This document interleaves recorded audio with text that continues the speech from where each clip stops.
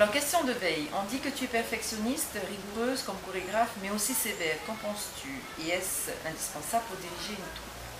Alors, je dirais que c'est trois traits de caractère importants pour diriger une troupe, tout simplement parce que nous avons trois groupes différents au sein de l'équipe, les musiciens, les danseurs, les danseuses.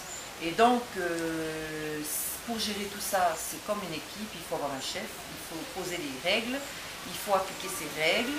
Et si nous n'avons pas de règles au sein du groupe, eh bien, chacun mène sa barque comme il veut, chacun décide de faire ce qu'il veut, et donc nous n'avancerons pas, nous resterons sur place. Donc du coup, vaut mieux être sévère, vaut mieux être rigoureuse, vaut mieux être perfectionniste, surtout lorsqu'on se prépare à un concours tel que le Heiba Écrite. Question de Sandra. Lors de ce Heiba 2010, tu rends hommage le 8 juillet à Henri Gillot. Tu avais déjà évoqué le personnage lors d'un précédent spectacle en 2008. En quoi te sens-tu proche de cet artiste? Mais je dirais en fait que Henri Gillot n'a jamais été en fait quelqu'un de proche vis-à-vis de ma vie artistique, hein, parce que je l'ai connu simplement lors d'une lecture par hasard. Je suis tombée sur son livre et j'ai adoré ses poèmes. Et j'ai senti quelque part que dans ces poèmes, il y avait un message qui nous était destiné.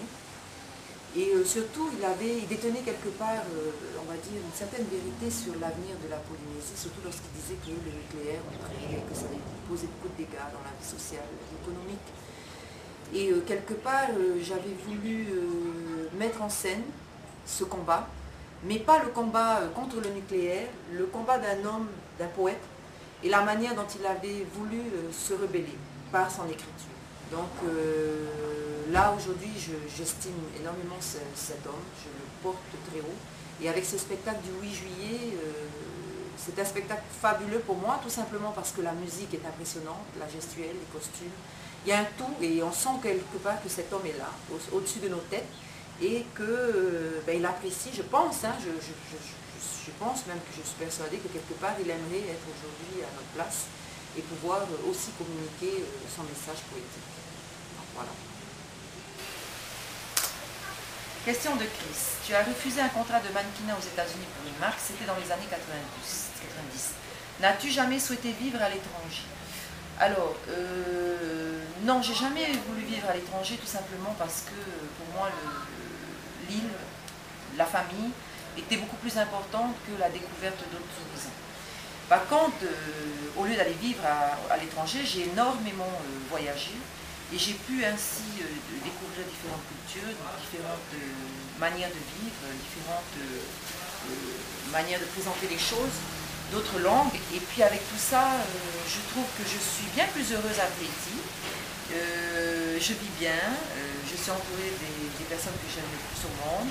Et on a moins de soucis ici qu'à l'extérieur. Donc voilà, mon pays il est beau, il est magnifique, les gens sont très très gentils, c'est adorable. Voilà, ça restera comme ça. Question du caméraman.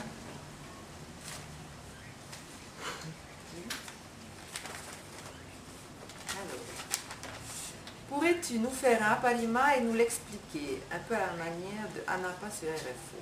Alors, oui, un apalima. Alors on va commencer avec, bien sûr, un apalima sur Henri Gillot. Hein. Le apalima s'appelle le Tetama Pepie. Et on commence avec Etama Oeno Teyere. Donc à ce moment-là, tu es l'enfant poète, tu es celui que nous vénérons. Okay. Ensuite, on le vénère quelque part, donc on lève les bras en l'air. Et à ce moment-là, on les pose sur les épaules. Pourquoi? Parce que tout ce qu'il nous apprend, là, voilà, nous ouvre l'esprit. Et finalement, par tout ce qu'il nous a écrit, il nous dit simplement une chose, il est temps de vous lever. Mauti oe et ta mama oe. Là, tu es bien le poète. Et aujourd'hui, le fait que nous, jeunes, nous nous levons, nous allons aussi bien pouvoir passer ce message et pouvoir écrire justement, prenez votre plume, écrivez un message et faites passer justement ce message à tout le monde. Donc voilà.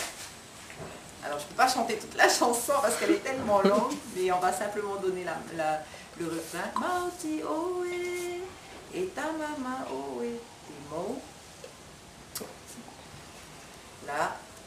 Alors, j'ai juste un trou. Attendez, alors, le début. Etama o enotere. Après ça, c'est Iai maite ia inaha wa tete tauetu afa ia oe I papai ereo e parau e papai totawa hiroa.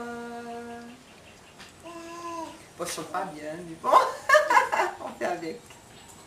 Super. Salut Thierry, à quand une prochaine soirée, comme la dernière fois, là, une petite orgie sur le Arimiti Ferry. À bientôt. Ce n'est pas une orgie, c'était une soirée déguisée et c'était justement une soirée destinée à la levée de fonds pour pouvoir payer nos costumes. Il s'agissait simplement d'être déguisé, d'apprécier justement la musique, on va dire la techno, et ensuite de consommer un maximum pour pouvoir justement récupérer un financement vraiment important pour l'achat de nos costumes. Donc ce n'est pas une orgie, je répète encore une fois, il n'y a rien eu. C'était simplement qu'il y avait 2 heures destinées aux femmes, parce que nos danseurs faisaient des striptease individuels, mais attention, tout habillés, on gardait quand même le bas. Hein. Et ils accompagnaient ces dames, ils étaient les hommes de compagnie pendant 2 heures de ces dames. Et après, on a ouvert les portes et à ce moment-là, tout le monde était invité à passer une super soirée, à surtout rester, on va dire, dans une bonne ambiance avec des jeux, c'était sympathique. Donc voilà, alors Aldo, la prochaine fois, attention, parce que ce ne sera pas une orgie, mais ce sera sûrement Miss Bikini.